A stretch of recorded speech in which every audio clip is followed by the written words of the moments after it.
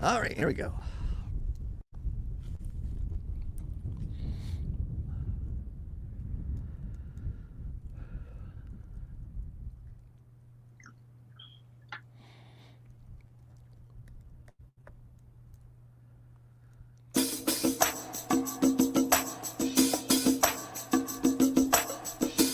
Live on location, it's the Todd Allbaugh Show.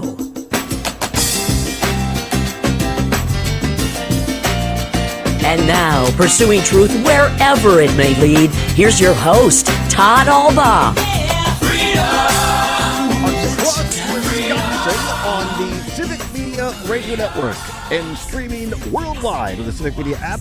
Good afternoon, everybody. I'm Todd Allbaugh, live on location, as Terry Barr said, here at beautiful Governor Nelson State Park on the north shore of Lake Mendota in beautiful Dane County. Happy Earth Day 2024. Glad to have you all along with us and joining us back at the home station, live atop State Street to block off the Capitol Square. Our producer engineer, Mr. Aaron Zommers. Happy Earth Day, Mr. Zommers. How the heck are you? Doing well. Happy Earth Day to you as well, Todd. Looks like it's a little windy out there. It's a tad windy, but all in all, for spring in late April, absolutely gorgeous. Temperatures in the upper 50s, almost 60. They're saying a high of 64. Wind's a bit gusty, but looking about 50 yards from me, and I would say there are about 75 volunteers doing some cleanup here at Governor Nelson State Park and planting trees. I know Governor Evers was here earlier today, so we are in celebration. So, Mr. Zommers, a little bit later, we're going to have Matt Flynn, our colleague, joins us on Mondays. He has a remembrance of campaigning with former U.S. Senator and Governor Nelson. So looking forward to Matt's remembrances of Governor Nelson. And we might have one of our two state archaeologists, Zach Stencil, is here in the park leading this cleanup effort today. So we might hear from him as well. Right now, though, we are pleased and honored to be joined by our featured guest today on this Earth Day, none other than Tia Nelson. She is the daughter of the late, great governor and U.S. Senator from the state of Wisconsin, of which this beautiful park is named after. And joining us live from the Seattle area via StreamYard, Tia Nelson. Tia, thank you so much for taking the time to join us, and happy Earth Day. Happy Earth Day to you, Todd. It's a pleasure to be on your show, and I'm grateful for your efforts to help tell the Earth Day story. Well, thank you so much. We've known each other. I worked for former state senator and majority leader Dale Schultz for a time, and I know you were very involved in the state, land trust area and preserving the environment and your own conservation efforts. But before we get into that, take us back, because all of us can read on Wikipedia or Google, and we all know, or at least I think most of our listening audience would know, that your dad was the one that started Earth Day. Of course, there were several others, as there always are, and it was in fact a bipartisan effort. But for you, as a daughter of the founder of Earth Day, what are your personal remembrances of this day, and what does it mean to you personally? Well, I was in junior high school on the first Earth Day. I had no notion whatsoever of how momentous that day was. 20 million people gathered that first Earth Day, April 22nd, 1970. Largest public event in U.S. history. But I had no awareness of that, and I was in junior high, and I did what many school kids did then and today. I was out on the school grounds and down at Rock Creek Park in Maryland, where we lived at the time, cleaning up trash. Right. Was it something you remember your dad talking about at home? Was this a kind of a passion project, or was it more one of those things where that was just part of his job, and at home it was more personal? Well, my father, he grew up in a small town in northern Wisconsin, Clear Lake in Polk County, and Mhm. nature was his playground. And that imbued in him a love and passion for nature and the environment from a very early age, and it stayed with him throughout his life. And there was really no distinguishing between his personal passion for the environment and his professional commitment to advance sound public policy around those environmental issues: clean air, clean water, land conservation. He took that ethos, those values from childhood, and when he was elected governor, he put a penny a pack tax on cigarettes for a dedicated fund to acquire parks, recreation lands, places to hunt and fish in Wisconsin, and he did so much for the environment that they called him. He earned the moniker the Conservation Governor, which he was very proud of. Though I hasten to add, my good friend, former Governor Tommy Thompson, likes to tease me that he brags that he protected more acreage than my father did. And I'm really happy to hear a Republican brag about such a thing these days, you know? Well, and I want to get to that in a moment. That the fact that you and I talked just briefly a couple of days ago before this, the fact that the history of Earth Day and conservation in Wisconsin has not been partisan. It has been bipartisan in the past. I want to play a cut that you sent us. I want to credit Susan Bentz from Milwaukee Public Radio. We're going to play this. It's about a minute long of your father and his reflections from a speech at the very first Earth Day. Here is, and we're going to get your reaction to it. Here is former U.S. Senator and Governor Gaylord Nelson and a speech at the very first Earth Day. How do we accomplish what we want? In a representative democracy, you've got all the tools. You have them all. They don't work unless you use them. What we must establish all across this country is nonpartisan political action, environmental organizations in every community in America, in every state and nationwide. And all the environmental problems of the community should be inventoried. And every member, every candidate for the city council, the county board, the legislature, the Congress, the president must be asked where he stands and what's his commitment to the environmental issue. And Tia Nelson, your father, former Governor U.S. Senator Gaylord Nelson, when you hear his words, beyond a personal reflection, his bipartisan approach, his inclusive approach, what does it say to you? Well, it's really interesting to reflect on that today. Um, the environment, the first Earth Day, in September of 1970, after the first Earth Day, amendments to the Clean Air Act passed without a single no vote in the United States Senate. Wow. Richard Nixon created the Environmental Protection Agency to guarantee every American's right to drink clean water and breathe clean air. It was a multi-generational and bipartisan call to arms, and it was wildly successful. It was successful beyond my father's wildest dreams. And as I used to work for the Nature Conservancy, a great conservation organization. I worked on several issues, including being the first director of their global climate change initiative. I was in Rio de Janeiro at the Earth Summit in 1992 when George Herbert Walker Bush stood before the leaders of the world, nearly 200 countries at the time, signed the Framework Convention on Climate Change and said, "We shall lead the world in addressing this challenge of climate change." Mm. So it's obviously a source of great disappointment and concern and despair for me that these issues have become partisan in the way they have, which is why that clip you played from my father, there was one more line after it, which I have in front of me, and which I think is important.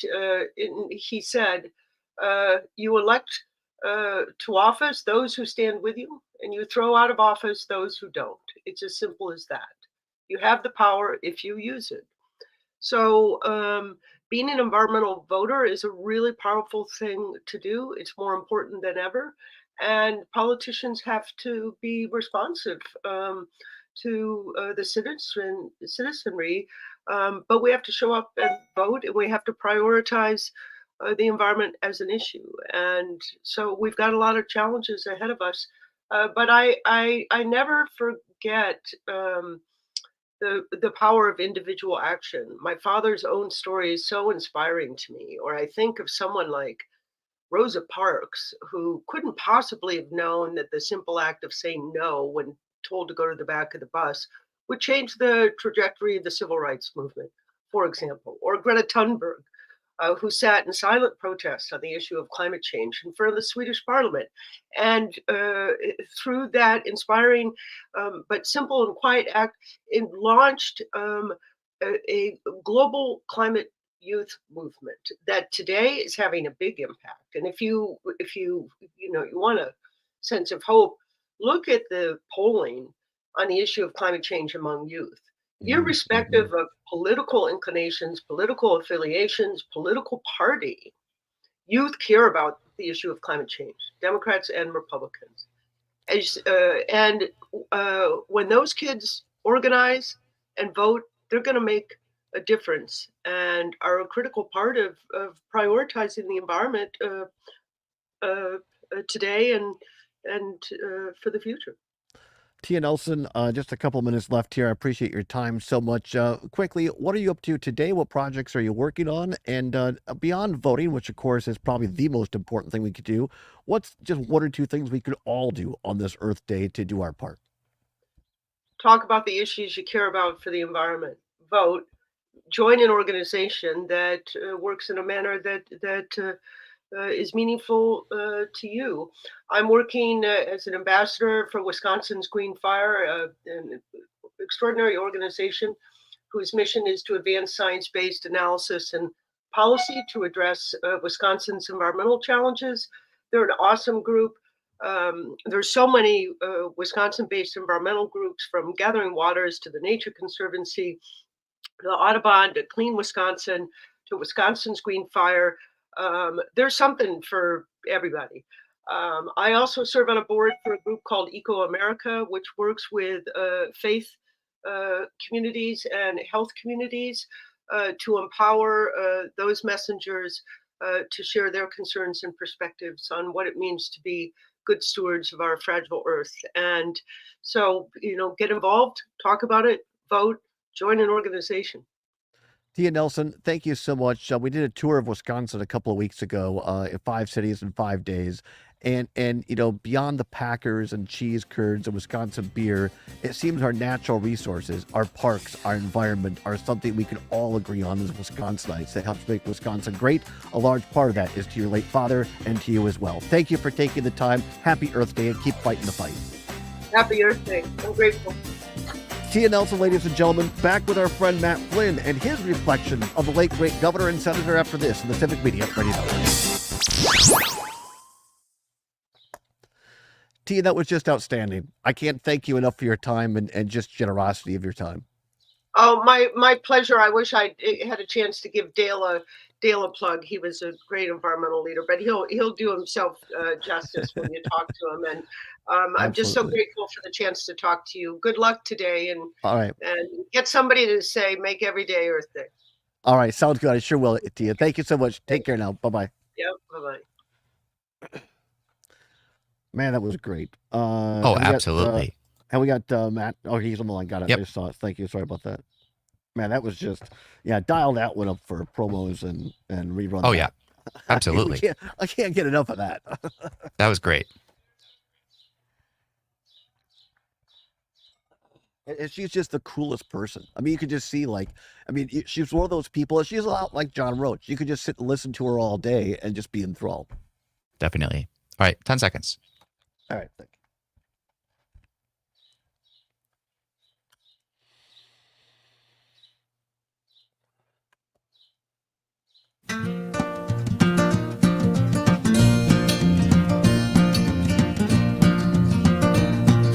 Don't go near the water, children, see the fish all dead upon the shore.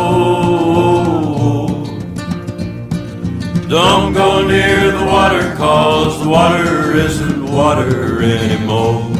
Welcome back to the Todd Allbaugh Show From on the the Civic Media fountains Radio and Network. the We are mountains. live on location on this Earth Day 2024 here at Governor Nelson State Park on the North Shore of Lake Mendota in Dane County.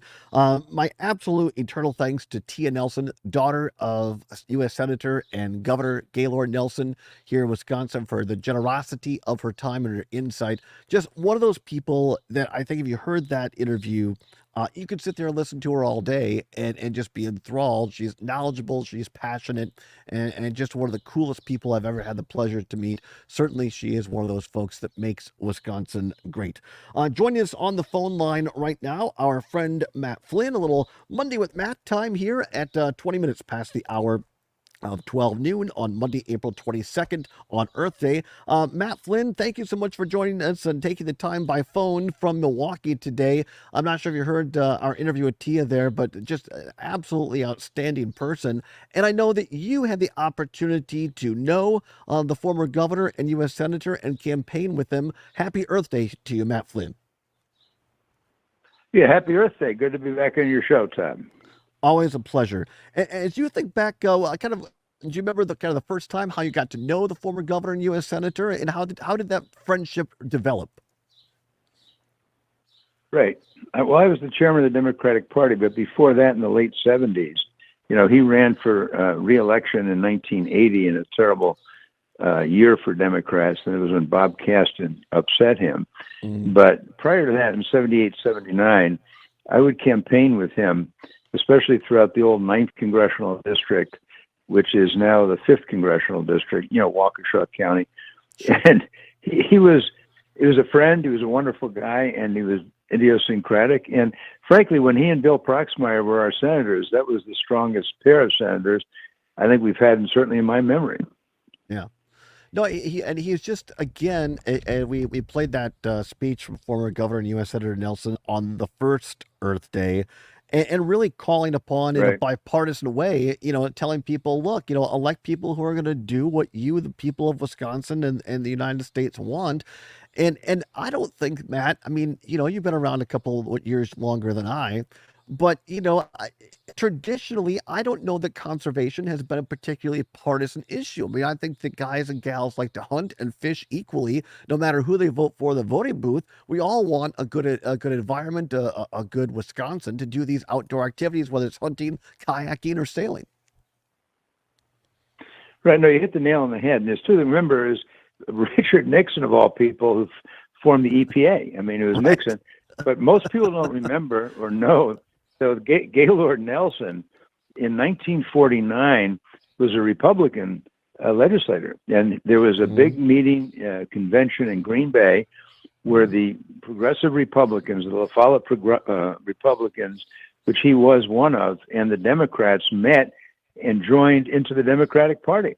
So Bill Proxmire and Pat Lucey were on the Democratic side, and Gaylord Nelson and the old Tom Fairchild were on the other side, and they came together to form one of the great political events in Wisconsin history. And then he became governor in '58. He went on to be senator for several terms. And remember about him, this guy, his own drummer. Believe me, I really like him. One time we were campaigning in the house in Waukesha, about 30 people, and I was the warm-up act. He was the main act, so I was going to say something. So the hostess comes up to me and says, "Where is he?" And we looked around. He wasn't there. It turns out we were roaming through the house. He was up on the second floor watching the Packer game. So, I mean, this guy was stone cold in a good way. Right. So when he wanted to do environment, he had Republican roots, for Pete's sake. And no, he was a pleasure to know and a friend of mine. And along with Bill Proxmire, that was quite a team. Yeah, I mean, really, when you look back at the greats like that, I was struck in listening to Tia Nelson in the last segment, say that, even though she comes from a progressive Democratic household, and you point out that Gaylord Nelson had some, different era of Republican era roots. But, I was struck that, she over the years developed a very good friendship with former Republican Governor Tommy Thompson, who, kind of chided her that he helped protect more actual acres of Wisconsin than her dad. And she said, I was fine with that because it got the job done. And I think that's important to remember in today's political environment. You used to have a Republican guy like Tommy Thompson who'd brag about setting aside and preserving land. Right. Well, here's the funny deal. The word progressive, when you apply it to the La Follette Republicans like Gaylord Nelson, had little to do with the current use of the term, which is more identity politics oriented. Tommy Thompson, back in the era of Gaylord Nelson, would have been a progressive Republican. In other words, he would have merged into the Democratic Party. He, labor liked him, the environmentalists liked him, and so on. And really, there are these twin strains going on in this state right now. It's not, there are a few MAGA Republicans, but not a ton of them. I mean, this is Wisconsin. And Gaylord Nelson, was the epitome of bipartisanship on the environmental issue because he was a Republican. And then he became a Democrat. And he worked with Democrats, but his instincts were very much pro-environment, as you know, Earth Day. And Tommy Thompson's were too, and there are people like that. Scott Walker was entirely different. Entirely different. That was a different deal. I mean, about a Right. couple of minutes here left, Matt. I want to kind of fast forward and put this context of Gaylord Nelson politics into today. Now, don't misjudge or don't mishear me. I'm not saying that Speaker Mike Johnson is a modern day Gaylord Nelson, but let's take a moment. Let's take a moment over the weekend where Mike Johnson put the Ukraine aid up for a vote, and by golly, something got done. Help us understand the statesmanship of Joe Biden's experience behind the scene and Mike Johnson having a moment. And that's how things get done, not unlike how Gaylord Nelson got things done for Earth Day. Right, because there's such a slim majority. When I first heard of or saw Mike Johnson, I thought, oh my God, this guy is out of his mind. But he learned, and you know what he did? He had access to truly deep classified briefings, realizing what the Ruskies were up to and what they could do. And he stood tall. Now, look, I still don't support the guy, but one concern I have, I'll throw this right out. What if Donald Trump picks him as his VP nominee? I mean, I'm not kidding. This is not a good thing. And so, yeah, I don't like him on a ton of other issues, but if he is willing to do what he did on Ukraine, is he willing to not try to block the certification of the vote this time around if Biden wins? If he comes out as more of a Brian Hagedorn type of Republican, that could be a very good thing for the country. I'm just struck to bring it back quickly to Gaylord Nelson, the beauty out here, Matt, and of Gaylord Nelson State Park. Your final 45-second thoughts on Governor Nelson and Earth Day. He was a great man. He's known for it. He's known for Earth Day. 1970. It built on the Silent Spring by Rachel Carson, and it basically set the groundwork for the EPA ultimately, and for, frankly, environmentalism in this country. He's going to go down in history. Yeah, absolutely. Matt, always appreciate you take the time. I know you have a busy day. Thanks for calling in today and joining us with your remembrances on Governor and U.S. Senator Nelson, and we hope to talk to you soon. Yeah, good talking to you, Todd. Thanks. All right. Thank you so much. Our friend Matt Flynn here on Earth Day. As Tia Nelson said to us off the air, she said, make sure you get somebody to say Earth Day is every day. We'll keep saying that today. Live from Governor Nelson State Park, back with your calls and thoughts on Earth Day, remembrances thereof. 855-752-4842. Give us a call. It's Earth Day on the Civic Media Radio Network, the Todd Allbaugh Show, right here.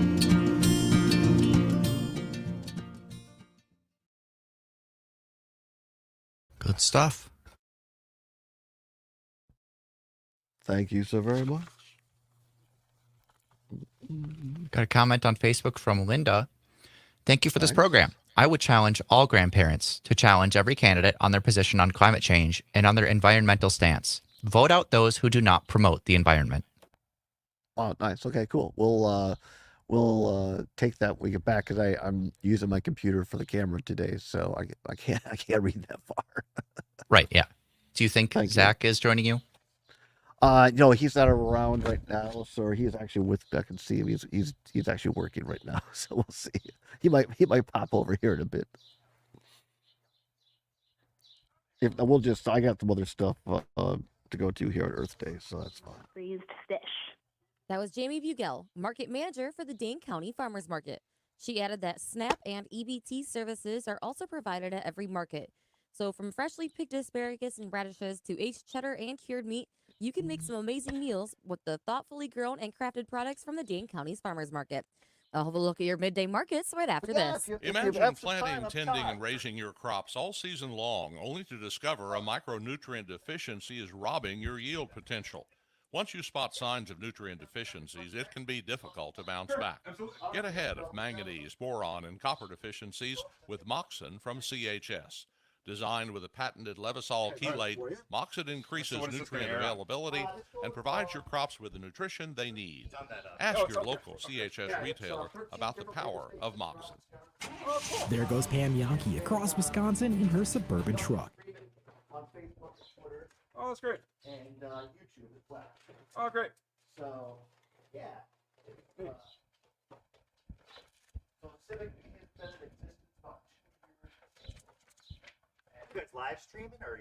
Yeah, we live stream on Facebook, Twitter, YouTube.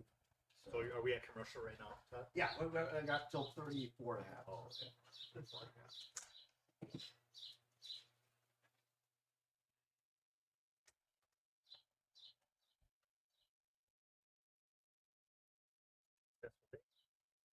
I mean, super successful.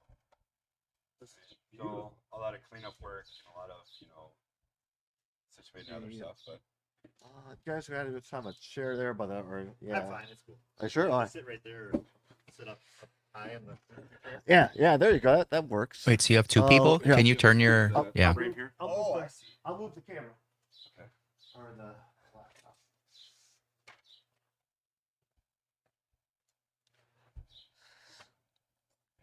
I might have to kind of scooch around there a little bit. That works. All right, that works. All right, and I'm sorry, your first name again? Mike. Mike, and the last name? Ring, R-I-N-G. All right. Oh, nice. Really. And what's your official title? Park manager. Park manager. Got it. And Zach, you're one of the 2 state archaeologists for Department of Natural Resources, correct? For DNR, yep. All right, cool. All right, Mike, you want to test your microphone, please? Hi, I'm Mike Ring, and Oops. I There we go. Oh.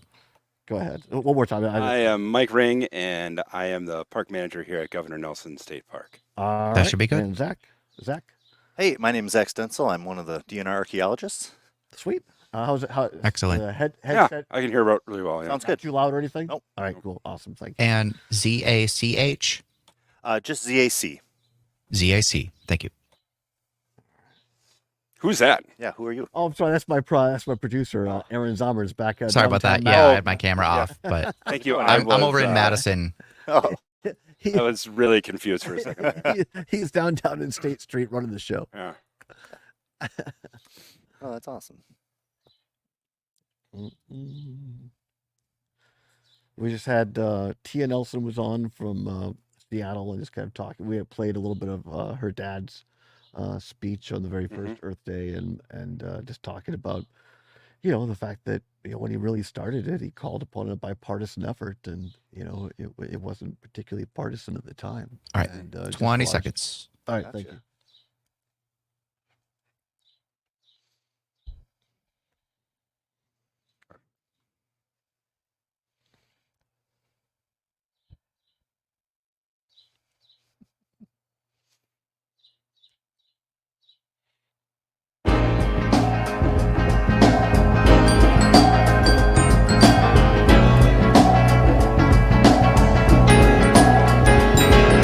Whoa, oh, mercy, mercy me.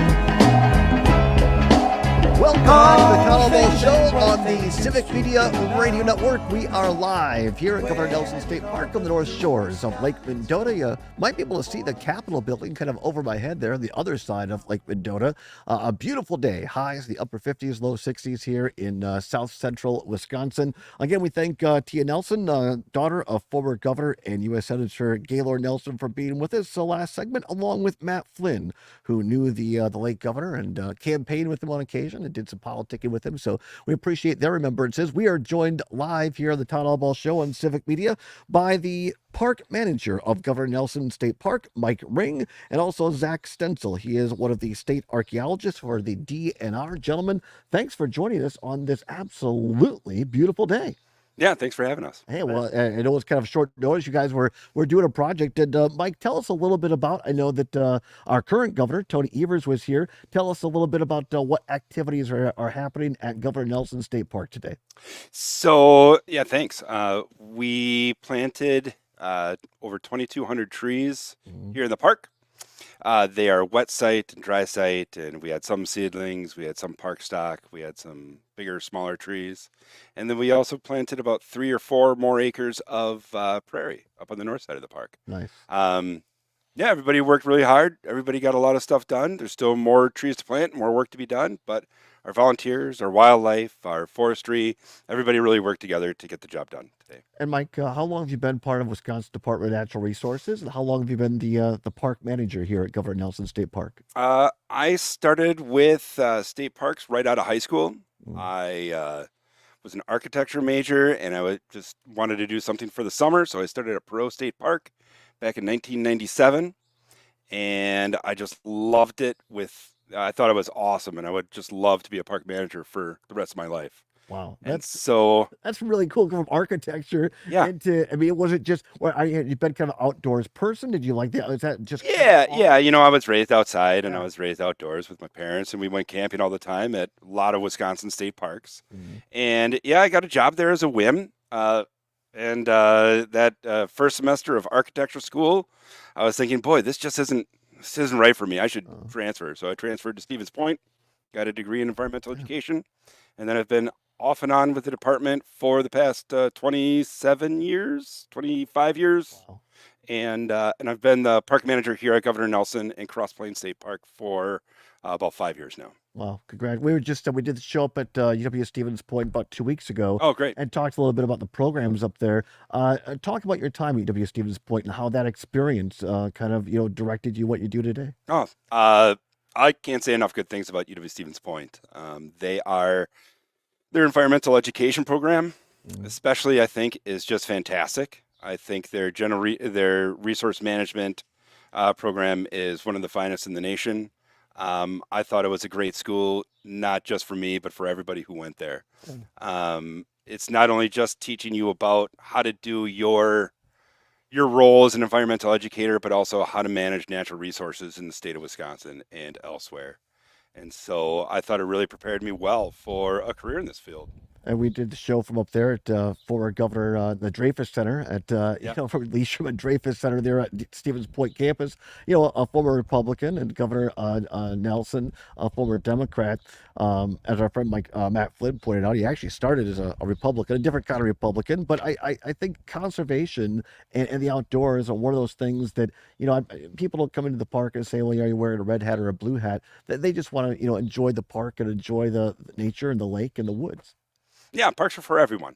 I think it's something that we can all get behind, and that everybody has a favorite state park. Everybody has had good experiences at state parks, be it from coast to coast, from river to the lake.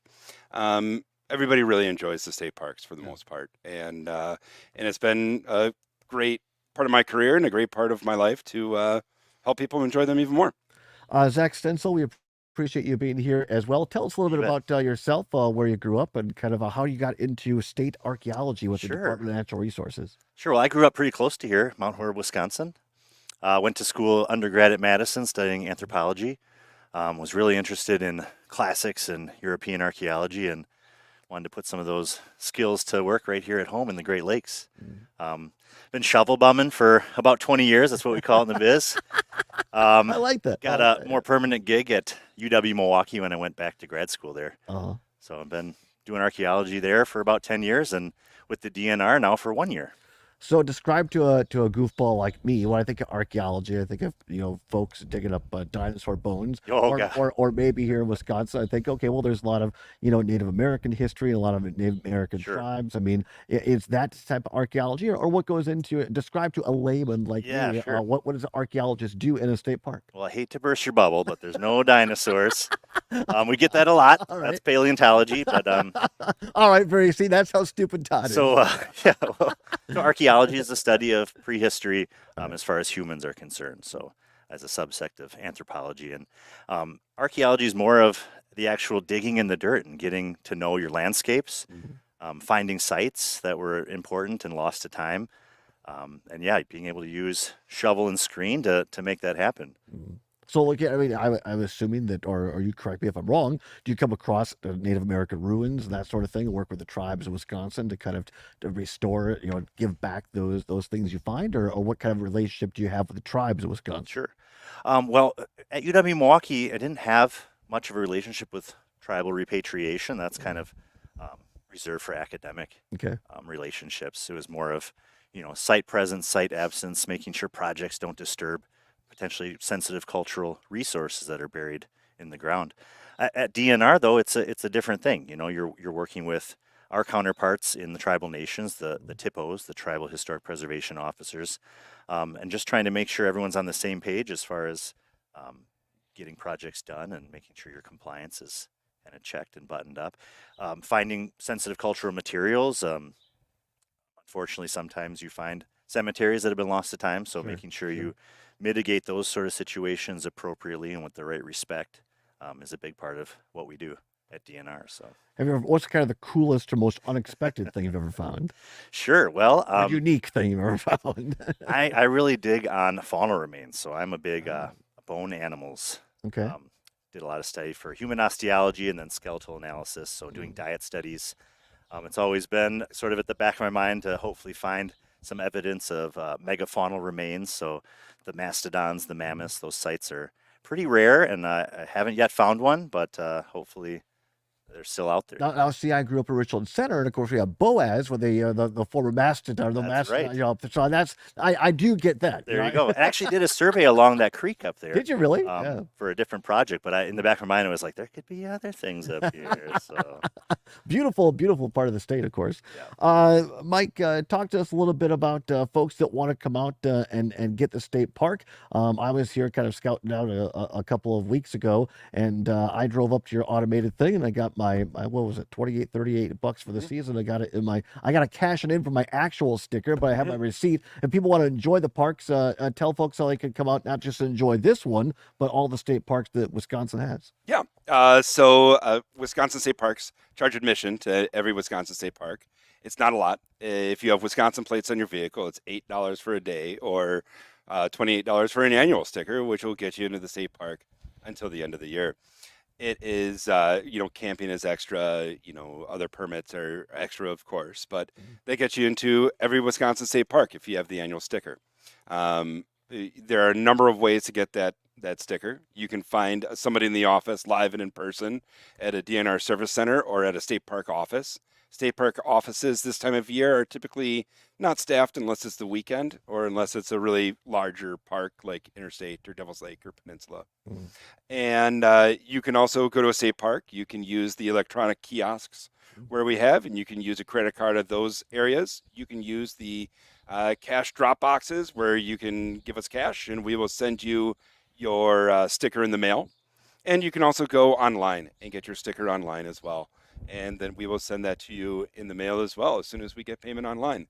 So there's a number of ways to get to pay for using your Wisconsin state parks. It's not a big fee. Your tax dollars don't go directly to state parks. It's all funded through those admission stickers. Yeah. So it's really important that you do pay when you come into a state park. Yeah, I mean, I use the kiosk, and even a goofball like me can understand. Yeah, it's really easy. I mean, it wasn't too difficult at all. Yeah. Off the top of your head, do you know how many people come through this particular state park every year? Yeah, so last year we had 355,000 people who were estimated to come through the park. Wow. The numbers for this park and for most state parks now are going up and up and up since about 2018, 2019. And we've had some record years in there as well. People are getting outside more. Our campgrounds are busier. Our shelters are more reserved, and it's really nice that people are using and utilizing their state parks a lot more now. Let's go quickly to the phone lines. Mark in Prairie du Sac calling in. Mark, thanks for calling here. You have a question regarding the DNR you wanted to chat a little bit about? Yeah, and I consider I used to work at the DNR. That was my career. And I have my park sticker in my console. I just got to trade my receipt for my patron's license in for my park sticker when I get to a park. Good. But my question is this for the archaeologically, that considering Wisconsin was, has been pretty dynamic in terms of its cultural heritage dating back, thousands of years. I was wondering if the old growth forests that the Europeans experienced when they got to Wisconsin, that was, I'm thinking of the later European thing, not the early French ones, was actually the old growth forest, actually new old growth forest, considering the fact that the Indians probably used, fire as a way of maintaining the more open forest thing with fire, even all the way up to Lake Superior.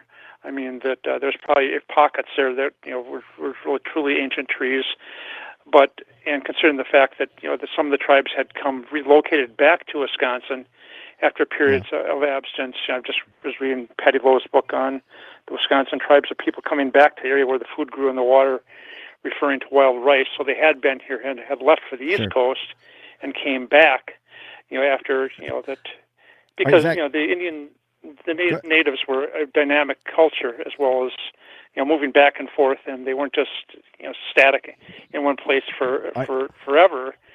Mark, we got a couple of minutes. I want Zach to have time to address that. Go ahead.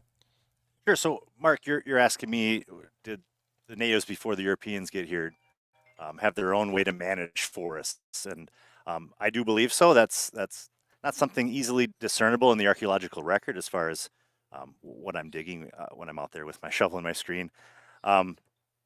So what I do know is that not all archaeology is Native Americans. So we also have, you're talking about early foresters. Well, some of the main sites that we find up north are these old logging camps. And what's really unique is finding sort of their seasonal camps and their tool scatters up there. And, the evidence for big log industry is still ever present up in the Northwoods there. Yeah. Great. Well, I appreciate it, guys. It's about a minute and a half left here. Any advice for people going out and enjoying our state parks this season? Do's or don'ts, or things that you would just say to have a good time at? I a lot of the things that we typically run into are dogs in the wrong spots or dogs that are off leash. A lot of things, problems getting state park stickers or things of that nature. So know the park before you go. Usually at the entrance to every state park, there are pamphlets and there are maps and there's everything else that we have at state parks to let you know what the rules are and what the regulations are as well. Yeah. So know before you go. You can always find a staff member, and staff members are always more than happy to talk about their parks and to really inform the staff and inform visitors exactly what you can and can't do. Well, Mike Ring, park manager, and Zach Stencil, state archaeologist, thank you for taking the time on the fly here to join us. A wealth of knowledge. Thanks to all you're doing today on Earth Day and all you do for all of us. I think folks like you are some of the unsung heroes of Wisconsin, because we went around the state, did 5 days or 5 cities in 5 days a couple weeks ago. And one of the things that makes Wisconsin great are our conservation resources, and everybody in Wisconsin loves them. It takes people to make it like this. So thanks for all both of you do. We really appreciate it. Yeah, thanks for having us. Yeah, absolutely. You bet. If you guys are interested in archaeology out there, check out the Wisconsin Archaeological Society and the Wisconsin Archaeological Survey are 2 excellent groups that you can get more information on and maybe join up as a member. There you go. Mike Ring, park manager, Zach Stencil, state archaeologist of the DNR. Thank you so much. Stay tuned. More from Governor Nelson State Park live on location on the Allbaugh Show on the Civic Media Radio Network. Sweet, guys, you're naturals. Holy cow. You can just leave them right there. That's fine. Thank you so much for doing that. I know, I'm so sorry. I didn't have the right chairs over here. I apologize. Be careful, yeah. I promise I didn't do it. No, that's my job. Okay. Thanks for having us. Hey, thank you so much for doing that. By the way, that's my truck. Hope it was okay to drive it down there, the white one. So. Yeah, that's fine for today. All right, Make sure you stay on the path so you don't rut anything up. Okay, yeah, I will. Yep. And my little receipt's in the window there. So, all right. Cool. Thank you, guys. Have a great day. Yep. Bye-bye. Excellent. All right, there we go. Yeah, that was just one of those things. They just stopped by.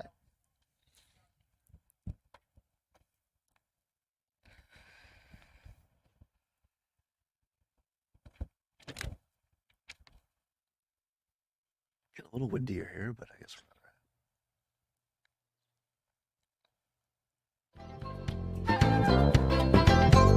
Celebrate Earth Day every day. Celebrate Earth Day every day. Celebrate land and sea. Celebrate you and me. Celebrate Earth Day every day. Welcome back to the Todd Allbaugh Show on the Civic Media Radio Network. We are live on location on this Earth Day at Governor Nelson State Park here in Governor Nelson State Park in North Shore of Lake Mendota here in Madison, Wisconsin. Many thanks to Mike Ring, the park manager here, and also Zach Stencil, the state archaeologist, the Department of Natural Resources. How about that, Mr. Summers? You just you never know who you're going to meet at a state park, and they couldn't have been nicer. And we appreciate taking time out of their busy day here to join us. We love that Wisconsin nice. Right? Exactly. That's one of the things, as we say, that makes Wisconsin great. If you'd like to join us, give your reflections and thoughts on Earth Day, give us a call here. We'd love to put you on the air and talk a little bit with you on this Earth Day. 855-752-4842, 855-752-4842. You can also text us on the Civic Media app. You can download it at your Apple or Android device in your app store. The Civic Media app, it is free and takes less than a minute, is what Gail King, of course, calls a deal. Go ahead. I'm sorry, Mr. Summers. Go ahead. Yeah, we got a comment on Facebook regarding when we had Tia Nelson on earlier and the comments we shared from Governor Nelson from his first speech on Earth Day. And Linda on Facebook says, "Thank you for this program. I would challenge all grandparents to challenge every candidate on their position on climate change and on their environmental stance. Vote out those who do not promote the environment." Thank you, Linda. There you go. Thank you very much, Linda. Appreciate it. You can also send us your comments on Facebook, on YouTube, and Twix. Twitter and X combined there. A little Twix for you. So always appreciate the comments and watching or listening across the state of Wisconsin, either over the air or on the Civic Media app or streaming us as well. It's a beautiful day out here, by the way. It's getting a little bit windier, but still the sun is out and on the shores here of Lake Mendota. A couple of Earth Day remembrances here. A little history on it, if you will. In the years and months leading to the first Earth Day, in 1962, Rachel Carson's book, Silent Spring, woke many people to how pesticides like DDT were harming people and nature. Rachel Carson's book, Silent Spring, were those great things that led up to Earth Day. 1967, they have the Environmental Defense Fund started. In 1968, just a tad before old Toddy was born, the first photos of Earth from space were released by NASA. I mean, now you just take it for granted, right? You see the Webb or the Hubble or all these other telescopes or the space station. But back in 1968, that was the first first photo of Earth from space. In 1969, the Cuyahoga River at Cleveland caught fire for the 10th time.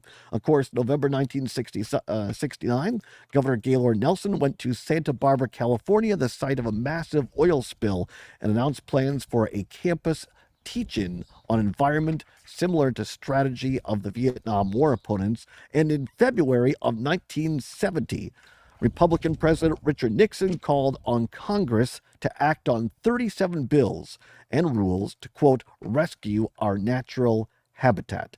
And of course, as Tia Nelson reminded us, it was President Nixon who signed into law the Environmental Protection Agency. 855-752-4842, 855-752-4842. Let's go to David on the line, talking about planting some trees today. David, happy Earth Day to you. Thank you for calling in. Oh, no trouble, Todd. Yeah, I've been listening to these climate scientists for the last almost 20 years. The most necessary thing that they claim humans should be doing right now is planting trees. The smartest thing that humans could do, the most necessary. And when you think about it, Wisconsin's got a lot of water.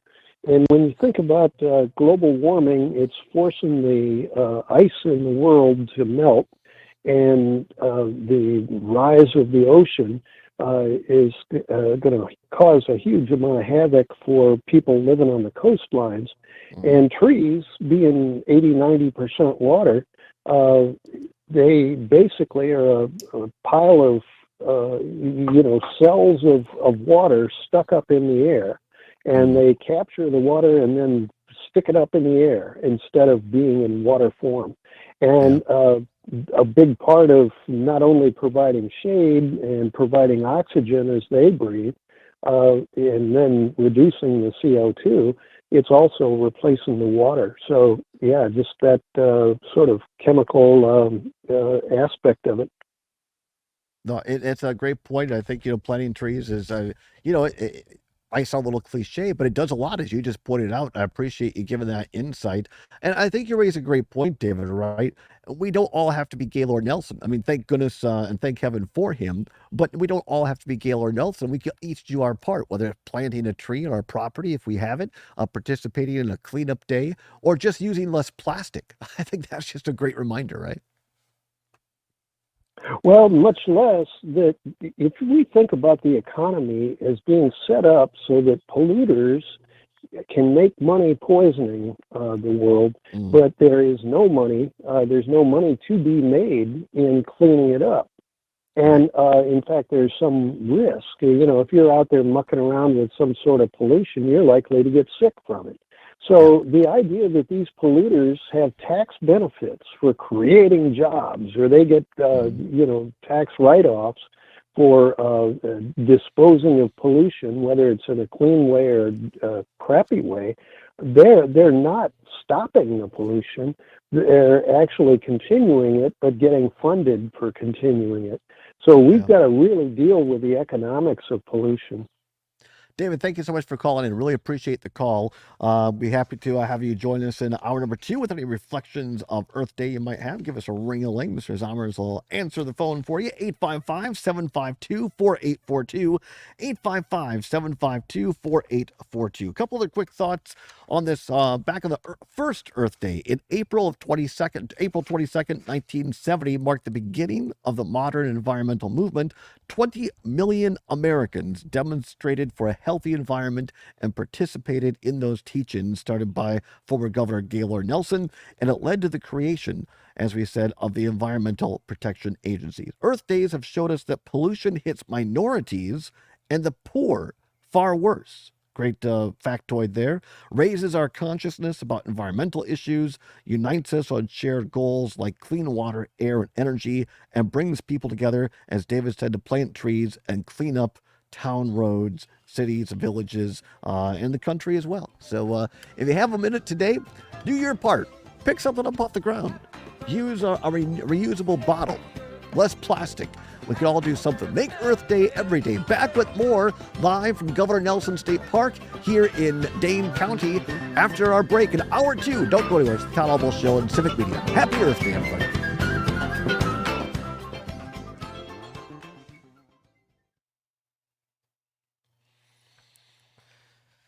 All righty. On the next show, we celebrate a famous Wisconsin tradition. You guessed it. Polka music. And Wisconsinology's Frank Anderson joins the show. Nightlight with Pete Schwaba. Weeknights 7 till 9.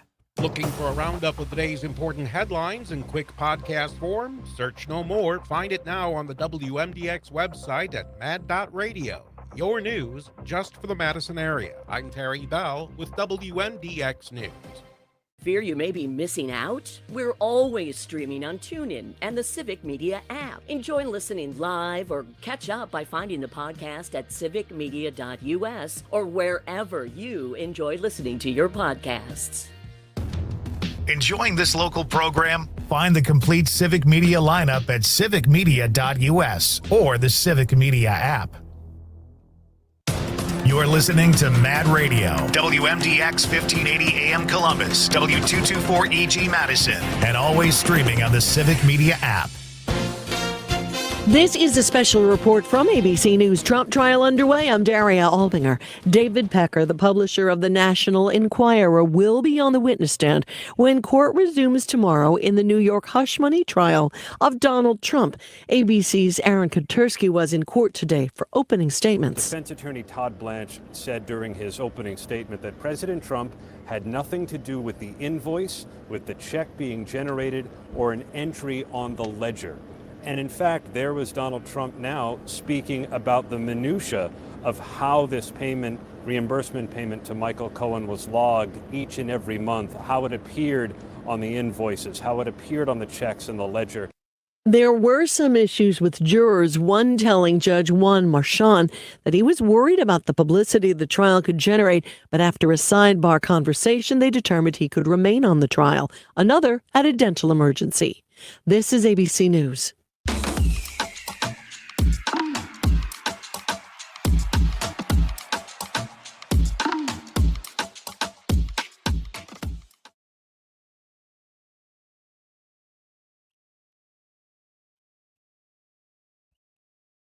Needs to know. Abortion is the topic at Vice President Kamala Harris's campaign stop in La Crosse today. She blames Donald Trump for putting reproductive rights in jeopardy. There is a direct track between what we have seen in states like Arizona and who the previous president was. That's Harris campaigning last week. Trump has said he wants states to decide their own abortion laws. Today is Earth Day. The theme for the day is Planet versus Plastic. Plastic production is ramping up around the world. It's projected to triple by 2050 if nothing changes. Most plastic is made from fossil fuels and chemicals. This week, thousands of negotiators representing most of the world's nations gather in Ottawa, Canada, to work out a treaty to try to reduce plastic pollution.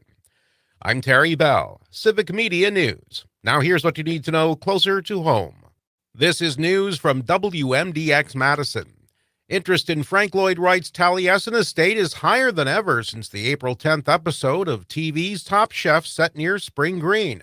The executive director of Taliesin Preservation tells the State Journal it had 20,000 new users to its website.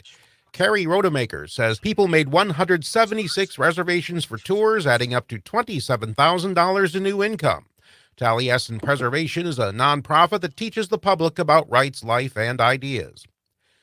The City of Monona Public Works Department starts opening up fire hydrants to flush out water mains today. Flushing out water mains helps remove built-up mineral deposits. While crews are flushing out water mains, people might notice their tap water is discolored. To get rid of that, you should run the cold water nearest to your water meter until it runs clear. It will take several weeks for crews to flush out all the hydrants. And that's what you need to know. This is WMDX News. The Bucks shocked the Pacers. Hi, I'm Mike Clemens with sports. The odds makers had Indiana as favorites, so did the networks, but the Bucks controlled the pace and beat the Pacers 109-94 in front of a loud crowd at Fiserv Forum, led by Damian Lillard, who scored 35 points in the first half. We just got to be the team that, even when we win, we got to be coming in the next day looking to improve and kind of shore up some of the holes that we had in the game tonight and be better in the next one. Doc Rivers on Lillard. It's funny. He loves boxing. That's where we kind of connect, because I'm Ali and Frazier. I grew up with boxing, and he's got that prize fighter like mentality. It was almost like he was training for the fight, and then when the bell rings, he seems to be ready. Game 2 tomorrow night. Baseball, the Brewers with a 2-0 shutout of the Cardinals to complete a 3-game sweep in St. Louis. The guys are battling, man. They're battling, and they're coming up big for us over and over. That's Brewers manager Pat Murphy. With sports, I'm Mike Clemens. This is your local Civic Media radio station. Want to hear even more? Anytime? Find all of it at civicmedia.us. Clouds increasing today as high temperatures strike the mid-60s, thanks to the southwest winds pulling in the warmth but gusting up to 30 miles per hour. A quick shot of rain rolls through this evening, and thunderstorms are possible tomorrow too. I'm meteorologist Brittany Merlot. It's 60 degrees at our studios. Welcome to the Lazy Oaf Lounge, Madison's East Side place for friends and What's so funny? I just got a funny text. Stop in for great daily lunch specials, soups made from scratch, and jaw-dropping burgers, wraps, and sandwiches. Plus Friday fish fry and homemade pizza cooked in a classic stone hearth pizza oven. The Lazy Oaf Lounge, 1617 North Stoughton Road in Madison. Follow them on Facebook or at lazyoaflounge.com. College may not be the right path for your kid, but that doesn't mean they can't earn a good living and have a secure future. If they like working with their hands and want to help build up surrounding communities, they should consider a career. All right, 30 seconds. All right, thank you.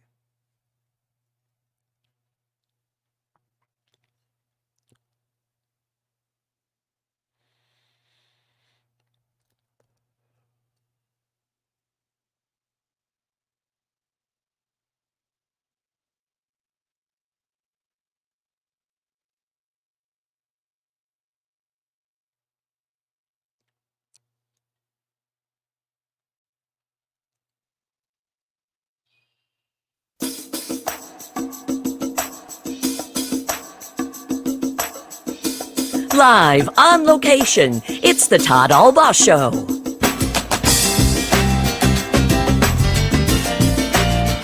And now, pursuing truth wherever it may lead, here's your host, Todd Allbaugh.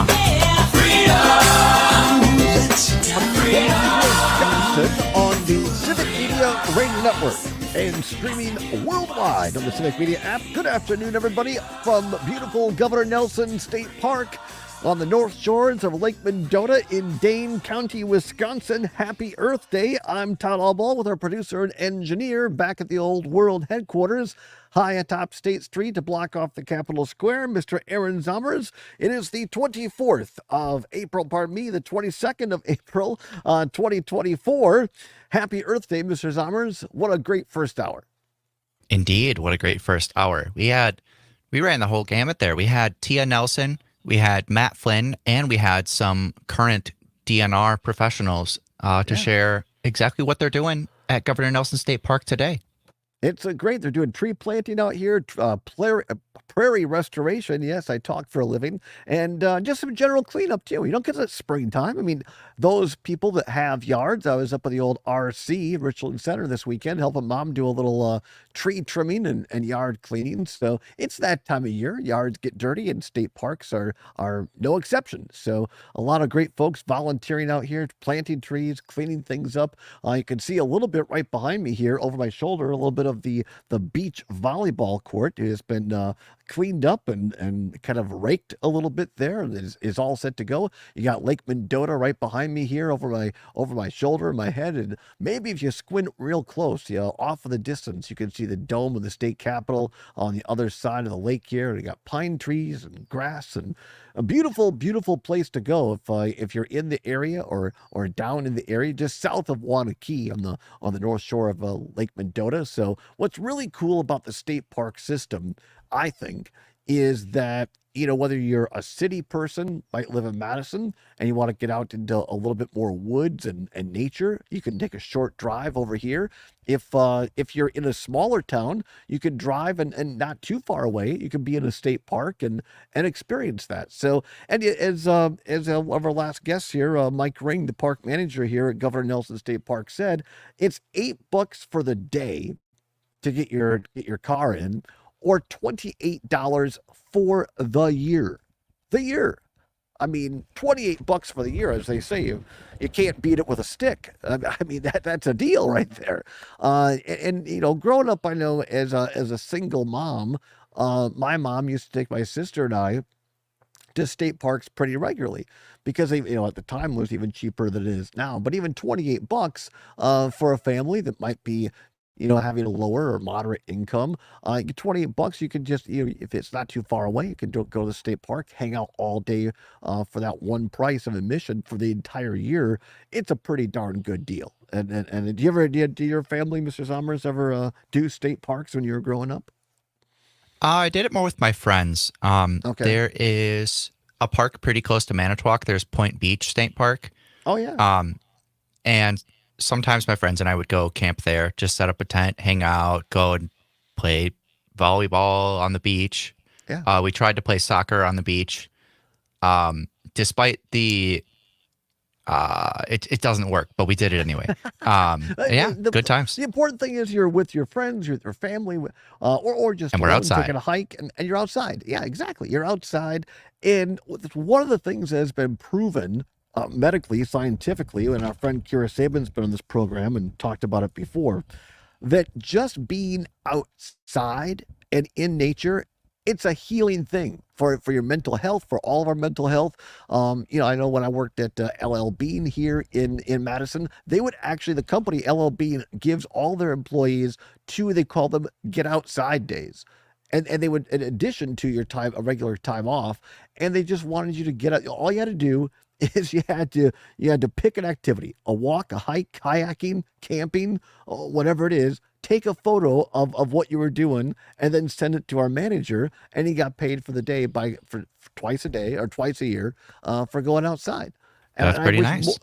I wish more companies would do that and encourage their employees, encourage people to get outside and just enjoy nature, because it's just a great way to clear the mind, to refocus your energies. And just being, you hear the bird, I hear red-winged blackbird singing out here today. Saw some other waterfowl as well in the lake, and it's healing. It's fantastic. I can't say enough about Governor Nelson State Park, as well as all of our entire state park system. Is one of those things, Mr. Zommers, that makes Wisconsin great.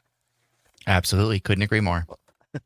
And we appreciate, again, Tia Nelson being here, also Matt Flynn, Mike Ring, the park manager, and Zach Stencil, who is a state archaeologist here at the DNR. We'll talk about Earth Day a little bit more as we carry on throughout the show. Mark from the SAC checking in saying, I learned how to swim at Pattison State Park just south of Superior. Well, how about that?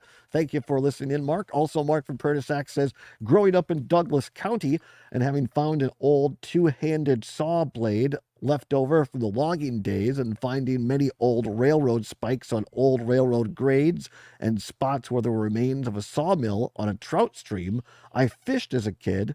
It was fun finding those clues to the past.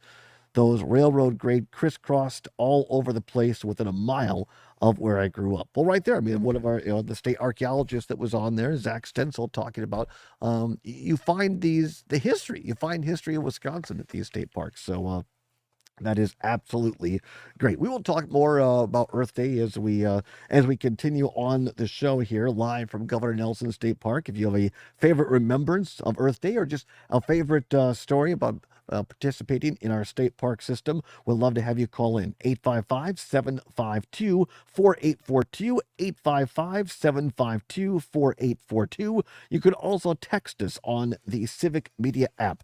Kurt, listening in on WMDX here in Madison. You wanted to talk about our wonderful state parks. So Kurt, thanks for listening and calling in. What say you?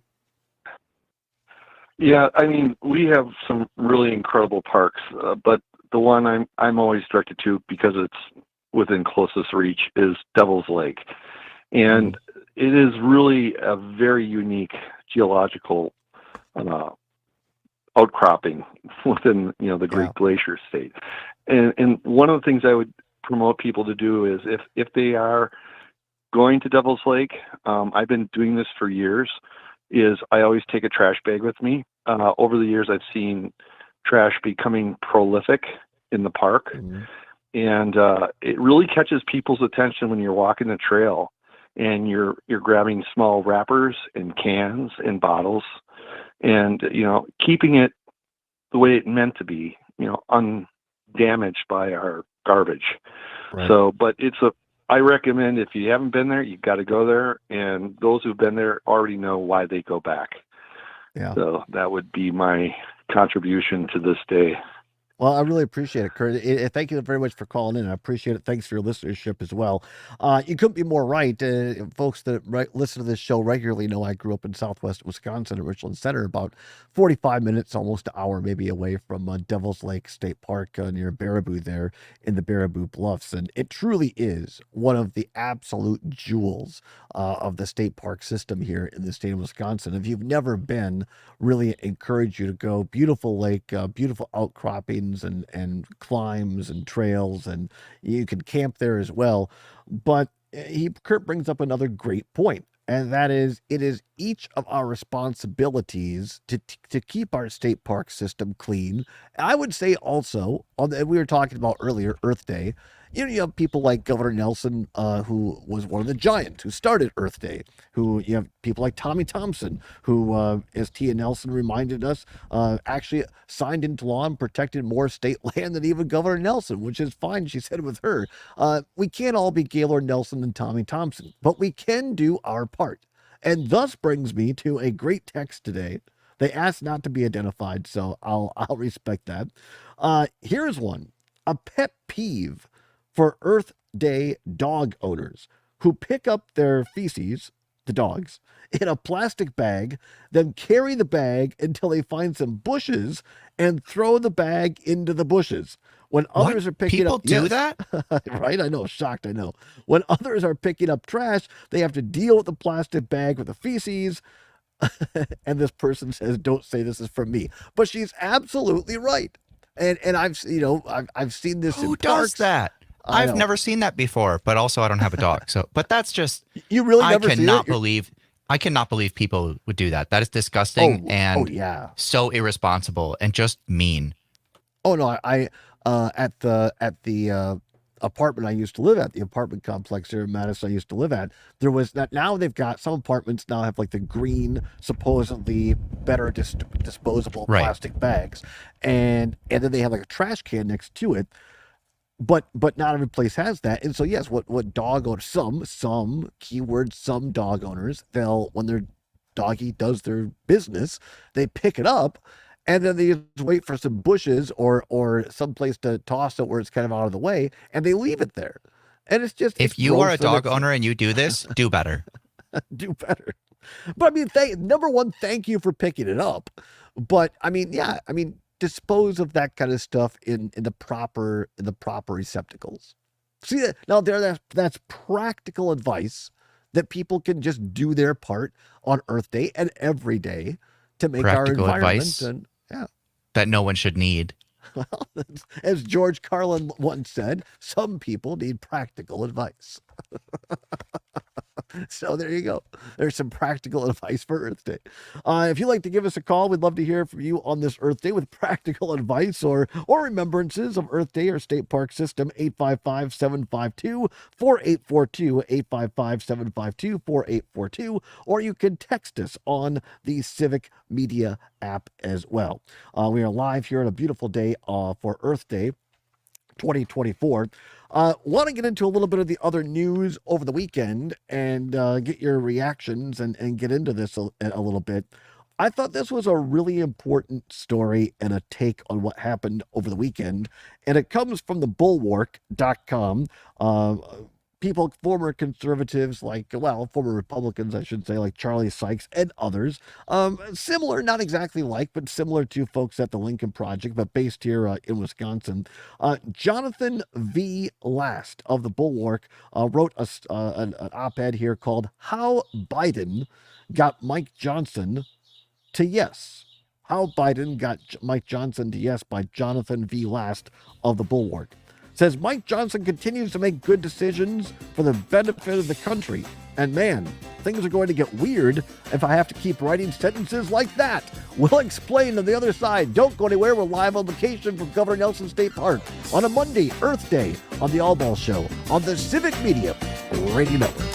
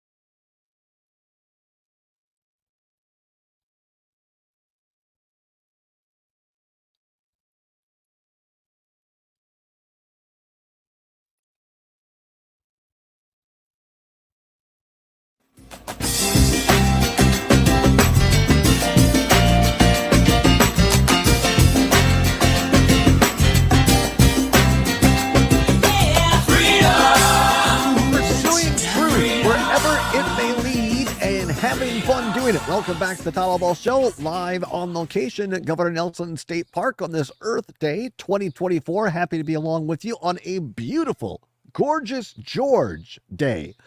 As my former colleague and friend Brian Kennedy is fond of saying, it is a beautiful day here in Governor Nelson State Park. Happy to be here. Happy for all the hospitality. Thankful for all the hospitality from our fine Department of Natural Resources folks, not just here, but across the entire state. All those great people that make our state park system run, our conservation wardens as well, and everybody else involved in the Wisconsin Department of Natural Resources. We thank you on this Earth Day for all your work. Going to get into this story from the Bulwark in a minute, but first of all, let's go back to the phone lines, 855-752-4842, 855-752-4842. Carolyn, listening on WMDX in Madison. Carolyn, we appreciate you calling in. You wanted to say what about the state parks?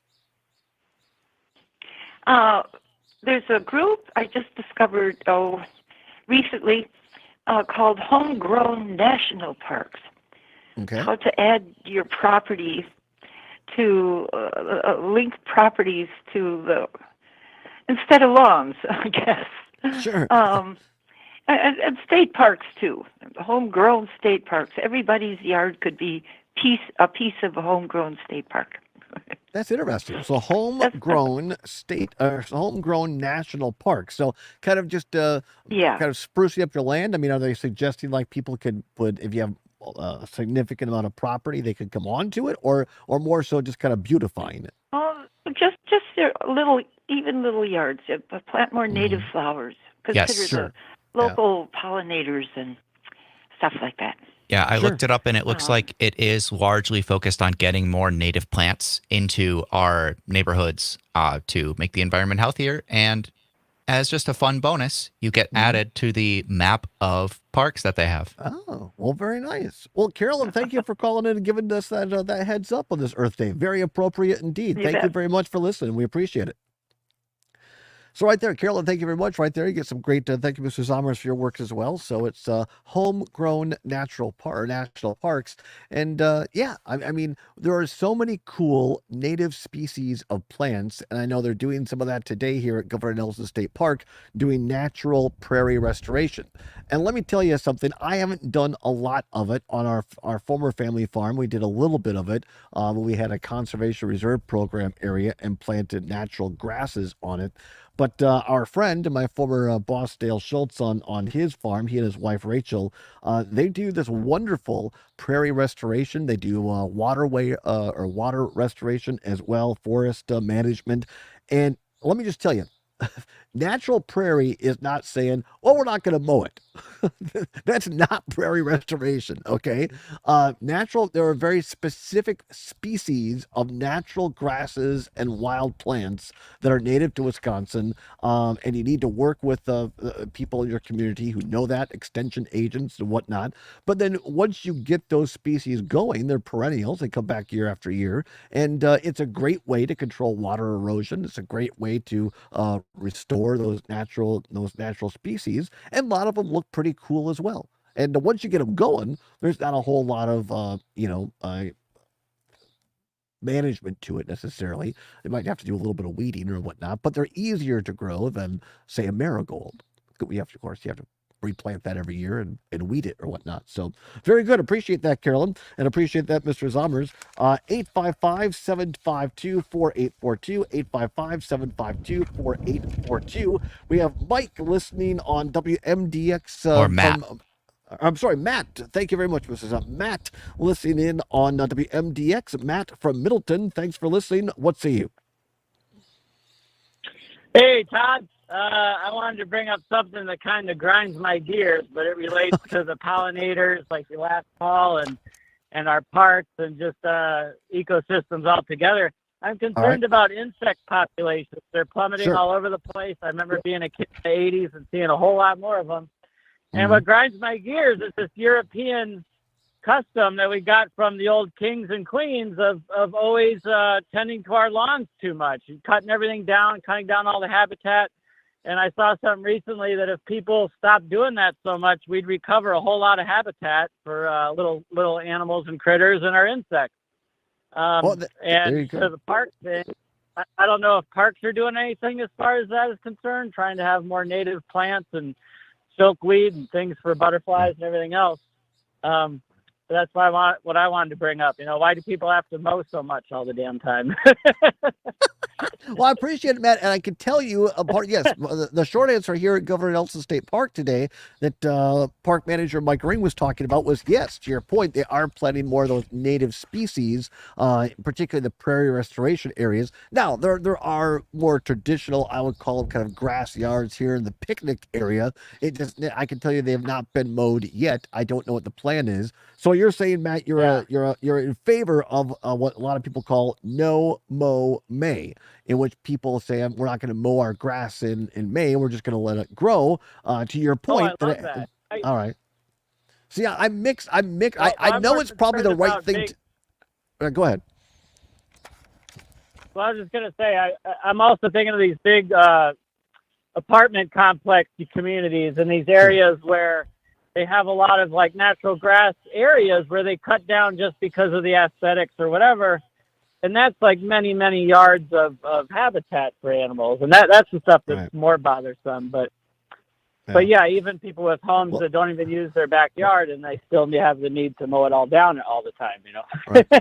See, I'm mixed on it because I totally get your point. I know it's better probably for the insects and the pollination, all that kind of stuff. And I got no problem with it necessarily.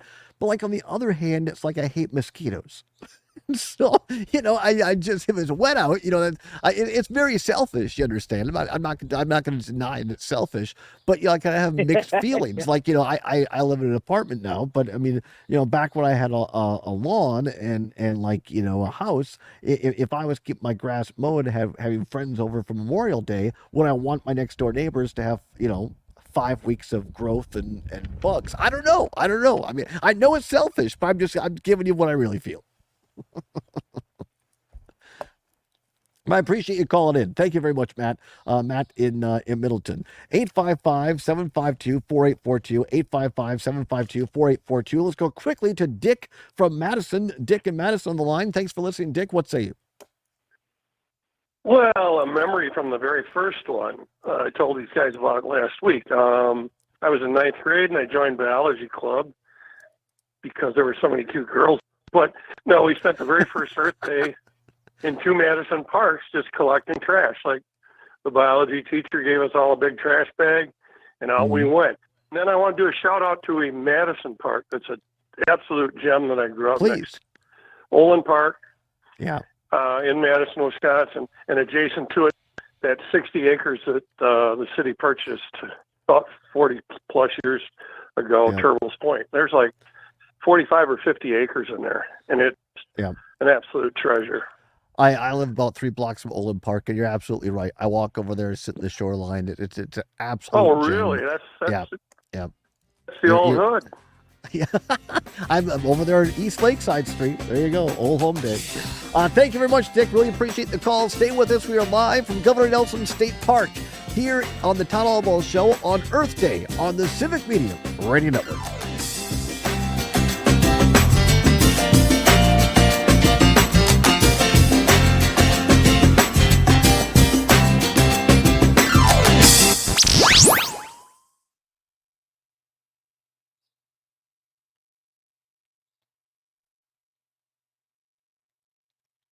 Well, that's good. People want to talk about Earth Day, so there you go.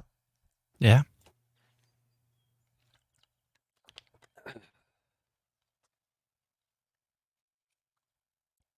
Media News.